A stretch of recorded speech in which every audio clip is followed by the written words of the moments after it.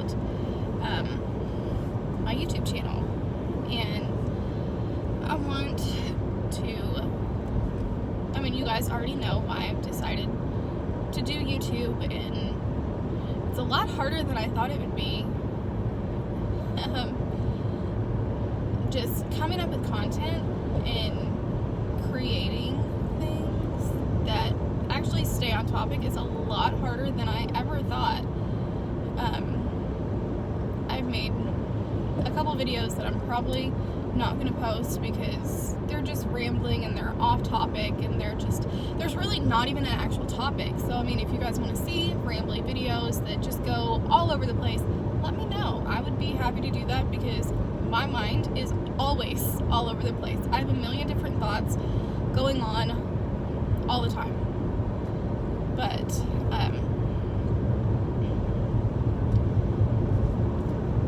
one of the things that I wanted to use my YouTube channel for was to document my journey. A lot of people that know me know that my husband and I have been on a fertility journey for almost the last 4 years. So if you can imagine going to college for 4 years and getting like a bachelor's degree. It generally takes about 4 years, I think. So if you can imagine devoting that much time to a degree, that's how much time and energy and everything that I've devoted to trying to have a child. It's crazy when you think about all the things that can happen over time. That's how much time I've spent. And I know that documenting this type of journey,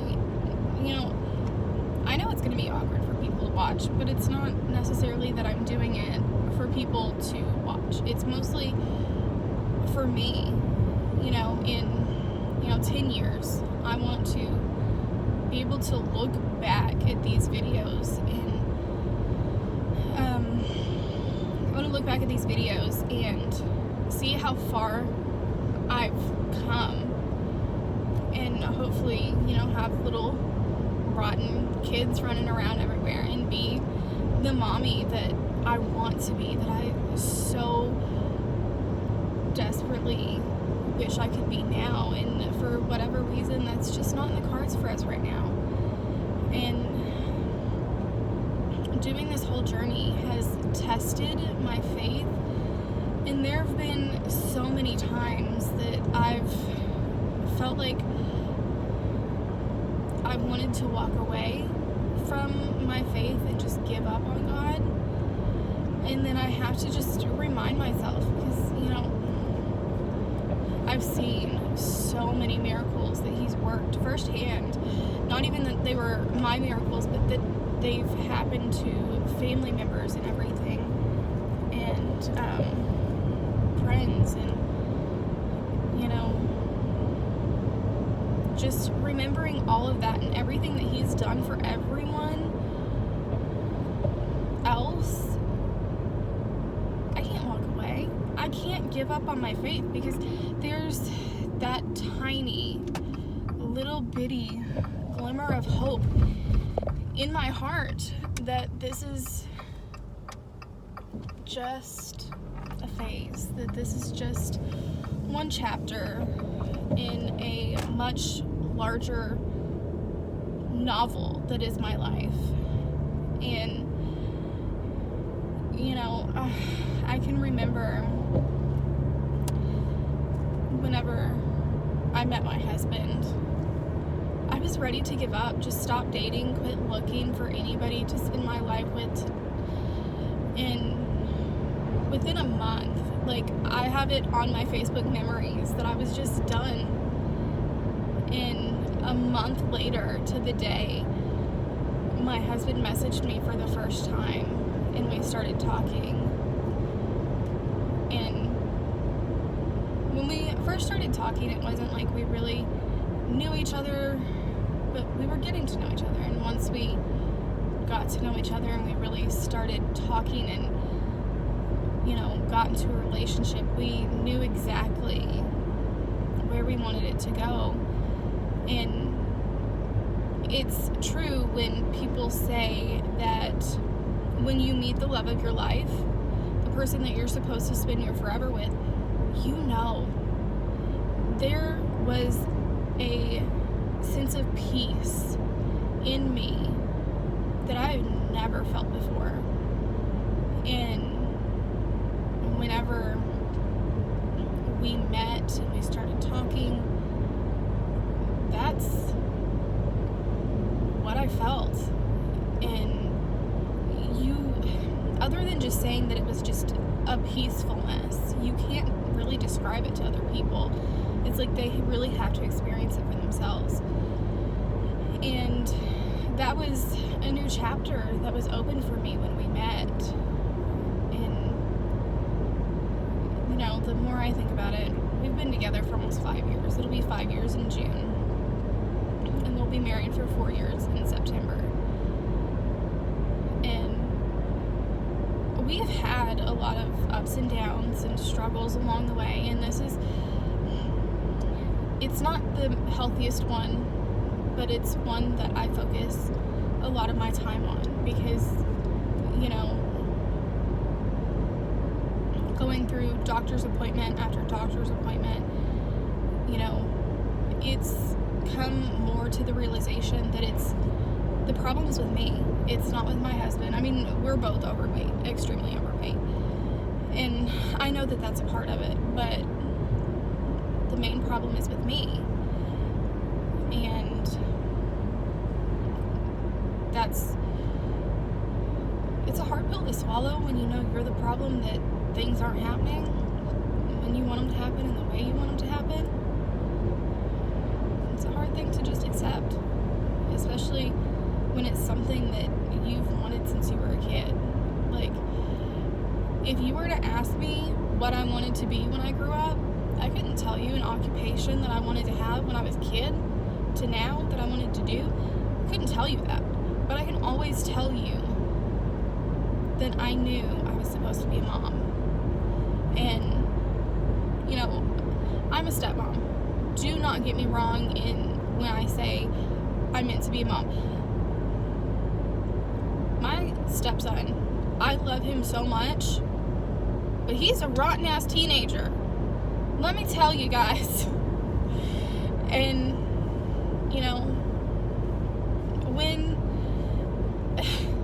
you're raising a teenager and you're not much older, things are a lot harder. But there's nothing I wouldn't do for that kid. And, I try my best to be the best stepmom I can to him. But it's not the same as him being biologically mine. I consider him mine. I treat him as if he was mine. But biologically, I want a child that looks like me, that is me made over. I wasn't there to help him to develop and to grow into the personality that he is.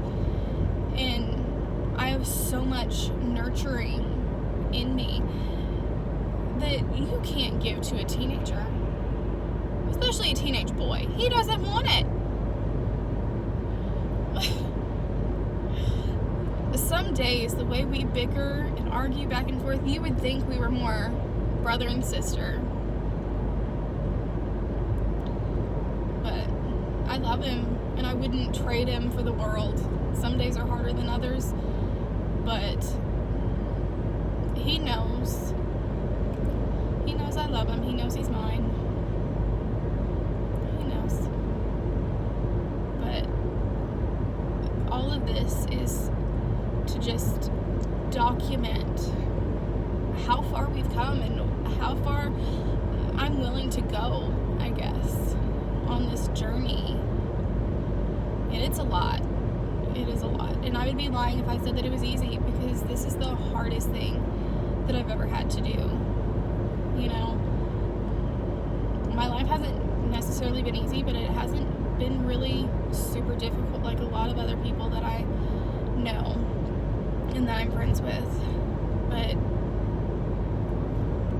in comparison, I can't even say in comparison, because you cannot compare where you're at on your journey in life to someone else, because everybody's different. Everybody is on a different path than you. You have to focus on where you're going, and that's something that I have a hard time remembering, because I'm always looking at my friends and I'm like, well, why do they get to have another baby when I can't even have one? Why do they already have two and I can't have one? That's all I want is just one. I would be happy with just one. But it's not in the cards for me right now, and I have a hard time accepting that. And you know, I took a pregnancy test this morning, even though, you know,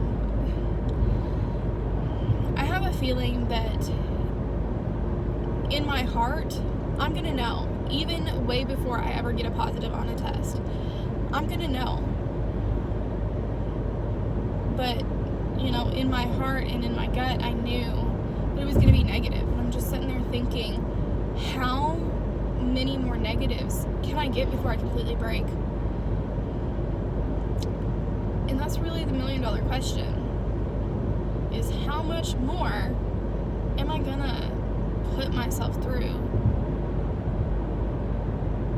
But then again, because I know who I am, I'm gonna keep going. You know, I've given myself a deadline. When I turn 30, I'm done. I'm done trying. I give up. I admit defeat at that point. But until then, there's other avenues. There's other things that I want to try. And this is just documentation of all of that. And, you know, a lot of people that I see on Instagram, you know, they call themselves fertility warriors. I don't think I am. I think that I'm just someone that God dealt a card that they didn't like, and that you have to figure out how to get rid of it or to cope with it. You're never really going to get rid of infertility, let's be honest. But you can let it defeat you, or you can let it fuel you. And right now, I'm at the point where I get frustrated and I cry a lot. I guess I'm a big baby. I don't know, but I cry a lot over it. And I'm sure that all of my friends get tired of hearing me talk about it. And I don't know, there's not really a whole lot of other things going on in my life for me to talk about. But this is one thing that, you know, I feel like the more you know about it, the more you can do about it. But can't really do a whole lot about it. You can't really, if I've seen God work miracles, do not get me wrong. But have you ever been in a situation where you have wanted, when you have cravings for food, okay, and you're flat broke, and you don't get paid for another 3 days or so, and you want that cheeseburger or something, but nothing you do can change that. That's not even a good analogy, and I apologize, but, you know, when you want something so badly and you can taste it and you just crave it with every fiber of your being, and nothing you can physically do to change it, it makes it so much more difficult.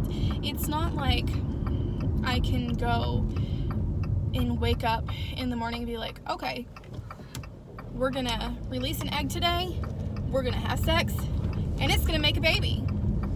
I can't do that, because I promise you, if I could, it would have been done years ago. But you can't. And I feel like that's one of the most frustrating things that I've had to deal with, and that I've actually had to come to terms with. don't like it. Still don't like it. Will never like it. But it's fact. That doesn't mean I'm going to give up. It doesn't mean I'm going to quit trying. But it just means that, you know, if you want to stick around and cheer me on from afar or encourage me and send me, you know, good vibes every day, I'll take all of it. You know, sometimes this is really an isolating journey for me. You know, even though my husband's there, I still feel isolated. I feel like I'm running out of people to talk to, and I want to scream. And that's why a lot of times I cry, because it's like nobody understands this journey. Even if you're on your own fertility journey, you don't understand my journey because it's not yours, it's mine. And it's a lot harder than people realize. There's a lot more that go into getting pregnant and having kids other than just, you know, getting drunk and meeting up with a stranger in a bar one night. And sometimes I always wonder, you know, if I would have been more hellacious and free in my teens and early 20s, you know, would I still be going through the struggle that I'm going through? I'll never know. Wasn't meant to know. But stick with me. Go on this journey with me. And, you know, we can all have a victory together when this is all over. And, you know, no matter which way it goes, whether I biologically have children or we choose to adopt at the end of, you know, the next 3 years, 3.5 years, whatever, it's gonna be okay, you know. And that's what I have to tell myself every day. Things are gonna be okay. And I'm a huge believer in, you know, the stars aligning and things happening the way that they're supposed to happen. Doesn't mean I always like it. And this is one thing that I absolutely hate. But I'm on my way home right now. Gotta change and get ready for work. And, you know, if you guys have any ideas for videos that, you know, I haven't thought about, or you have questions about my fertility journey, or, you know, anything, let me know. I would really be happy to hear what you guys want to see. You know, you can always message me on Instagram, on Facebook, you know, leave me comments. I would be happy to get them. Like, subscribe, you know, be part of things on the greener side. You know, life's pretty fun over here sometimes. I'm always happy to have new energy and new people. So, let's see what happens, guys. I just pulled into my driveway. That's why things went a little crazy. But, alright. I will see you guys in another video, and I hope you guys have had a great day. And I'm sorry that this is rambly, because we all know me. I have a million different things going on in my head. So I really hope you guys enjoyed, and send me messages, encouragement. I'd be glad to have it. Thank you guys.